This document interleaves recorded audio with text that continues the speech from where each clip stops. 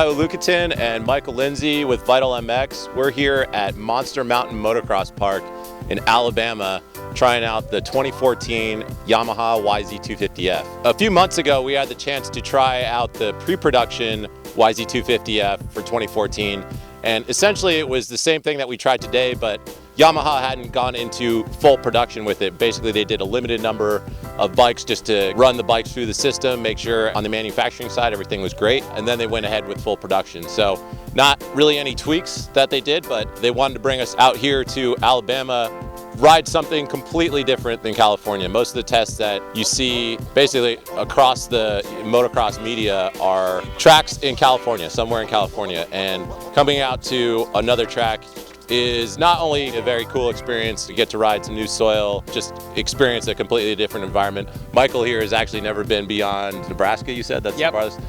Nebraska. So we're in Alabama in the deep south, a little bit different than Nebraska, definitely a lot different than California. And it's just important to be able to try out a bike on a lot of different terrain. The opinions that you hear are often from out west, and that soil is actually fairly unique to the rest of the country. Soil like here is a bit more common on motocross tracks, a deeper, richer soil. There's a lot more organic material in it. Right here, we're actually standing in front of the sand track that they have, and yet another thing that you don't get out west so much. It's a really good opportunity to come out, try out a bike that I had already formed my opinion about, already had a little bit of an idea of what to expect out of it, but Michael here hasn't experienced it. What's your take on the 2014 Yamaha? This is not only your first time riding this bike, but also your first time riding this type of soil. You were a little uncomfortable in the morning, weren't you? A little bit different. The Yamaha is definitely a different bike since I copied the 450 design, and different track. Took a while to get used to, but I can't believe how much I absolutely enjoyed this day.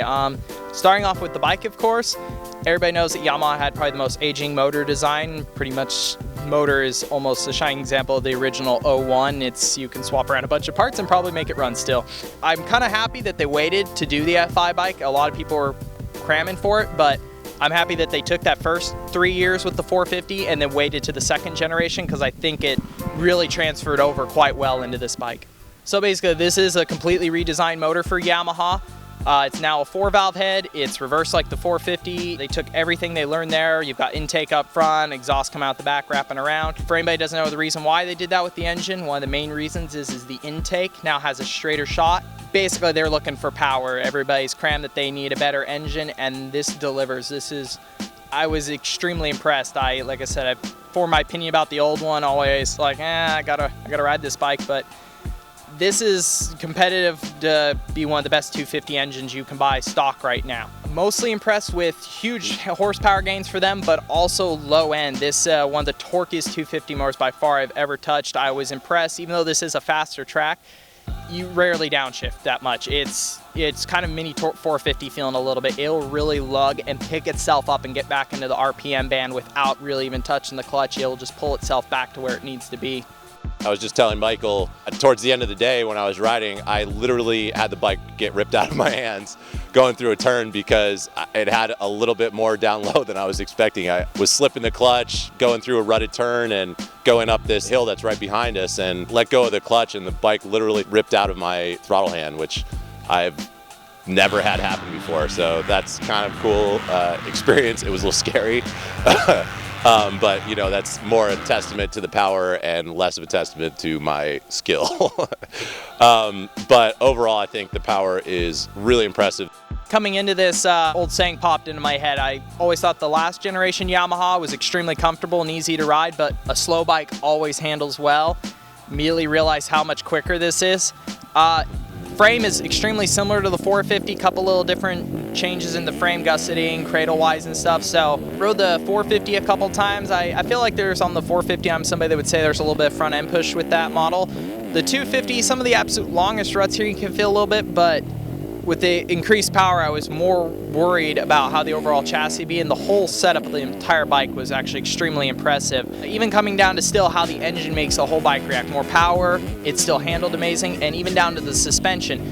The fact that you don't have to downshift as much, the rear end works so awesome on this 250F. Anybody knows if you're bouncing off the rev, tires spinning, the rear end is not working. You can lug this thing so much that the rear end just feels plush as can be on this bike. Yamaha has always been really well known for the suspension on their bikes to be kind of a wide range setup bike. You can stick a lot of riders with different weights and speeds, and they can always be really comfortable on this setup. Yamaha actually went up spring rate on both ends of this bike from the 13, plus a completely redesigned shock. A couple other things they've done. I was a little worried coming into it. This track, it works. Me and Bio both agree, even though we've got quite a weight difference between the two of us. I'd like to get out to California. We're used to testing there. I think some a little abrupt chop, I might go a little bit softer on this setup. Honestly, I didn't touch it all day. The only thing I actually changed all day on the suspension setup is I went a little past their recommendation for the sag, just a little bit lower to kind of balance out the bike a little more for me personally and make it a little more stable at high speeds. Yamaha fork, in my mind, they're one of the standard forks in motocross. It's just a go-to fork that I've rarely had an instance where it didn't work for me. And today, honestly, I didn't even touch the clickers. Michael and I were switching back and forth between sag settings, but on the forks, I was totally happy with the way it was set up. I think they hold up really well. The stroke is super smooth. They never blow through. It's just one of those forks that is super predictable. The rear end also is a really, really stable bike. I was talking about the handling in turns, but the bonus of having that bike that wants to push a tiny bit is that in the straights, this thing is amazingly stable. The only real complaint I have is two little things, the front end push, and the Yamaha is still, the setup they use is definitely different than any other bike. You can clearly look at and see it takes a little bit getting used to. This is still a huge step in the right direction. I can say this is the most improved bike I think I have ridden in a long time from just a one-year change. Yamaha's put this so far in the correct direction.